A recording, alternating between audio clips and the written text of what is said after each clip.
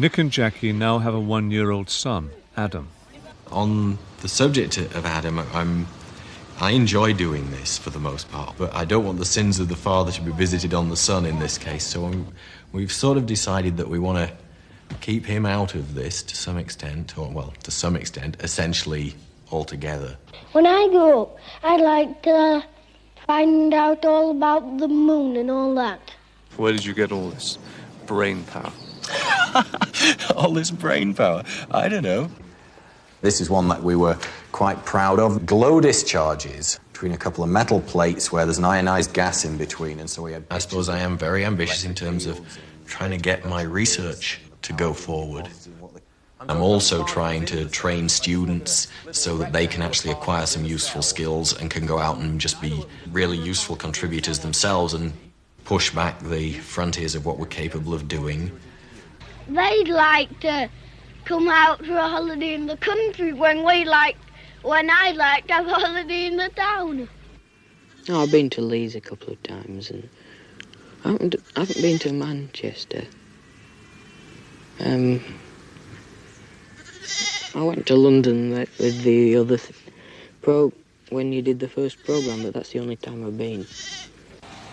In my position, I don't feel that I'm letting England down because I don't think that England particularly wanted me there doing what I was doing. So how can I feel that I'm betraying a country when it doesn't want me to do what it's trained me to do?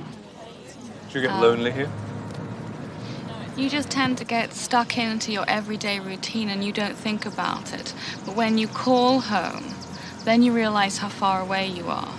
And now it seems acute because both our families are getting older. Even if you think in terms of seeing them once every 2 years, that's not so many you're thinking times, only about 10 times. And that's awful. When you think in those terms, you realise you really are in exile. Do you miss England? An awful lot, yeah.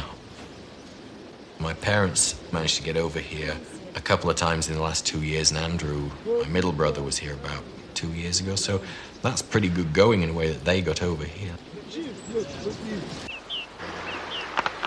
Christopher is the brother who is deaf, as you know, and his language skills are getting better, but he certainly didn't get a flying start from the educational system that he went through, and so, he really is still getting to the point where, he can't hear essentially at all, so you can't really have a conversation with him on the phone. He'll get on the phone and he'll tell you a bunch of stuff and you can understand most of it, so that's really nice. Is it painful for you?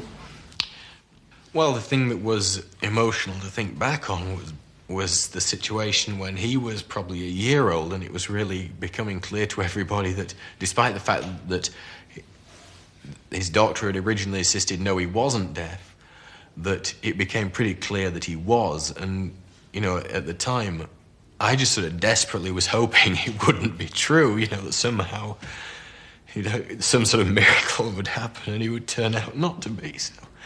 But then I told myself, well, if he weren't, then he wouldn't be the same person and it would be wishing that the person didn't exist. So, that wasn't the appropriate way to think about it.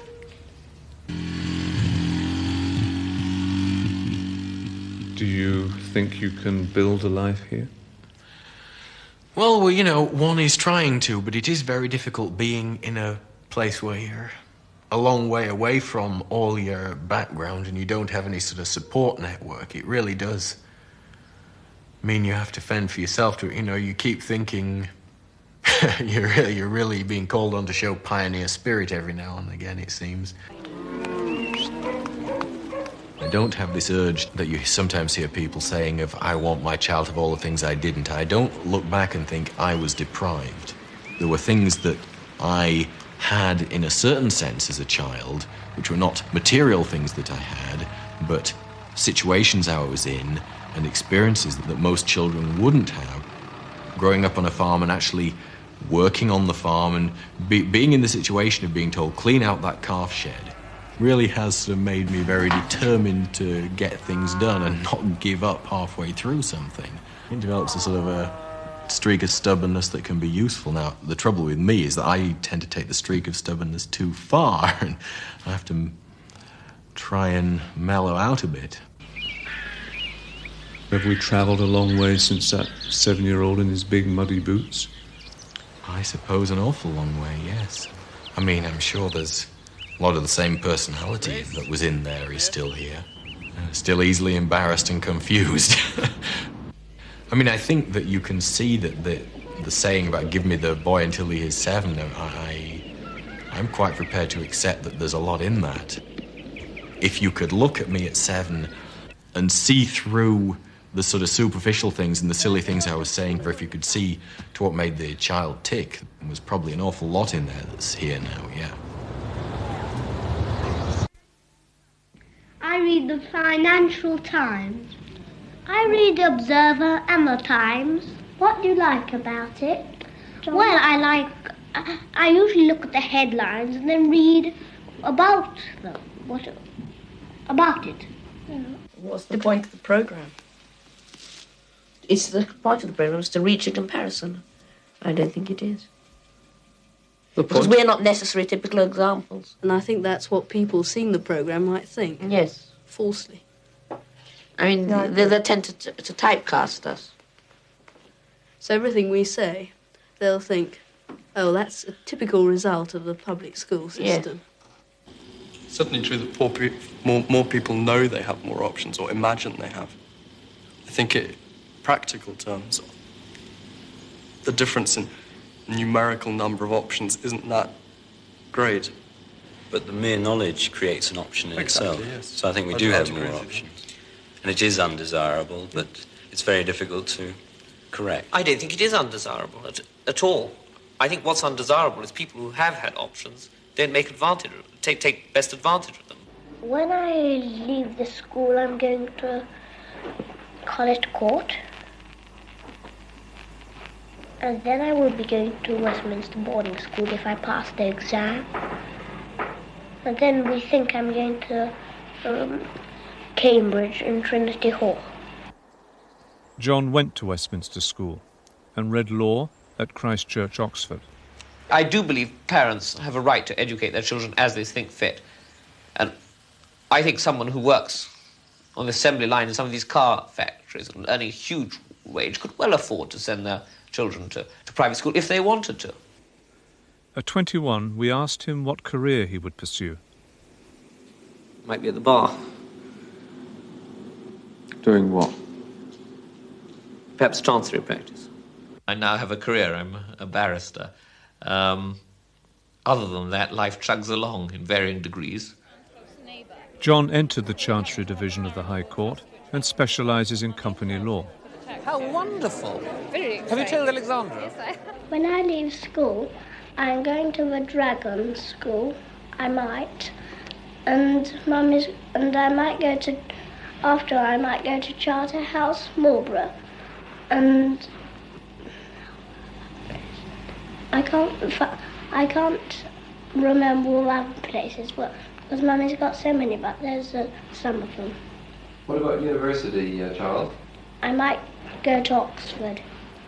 Charles went to Marlborough, but he didn't go to Oxford. In fact, Instead, he went to Durham University.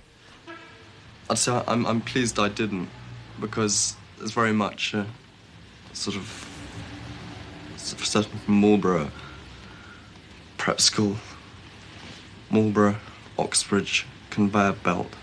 You get shoved out at the end. And what did Charles want to do? Hard to say. Probably scribbling away in some basement for some London newspaper or something.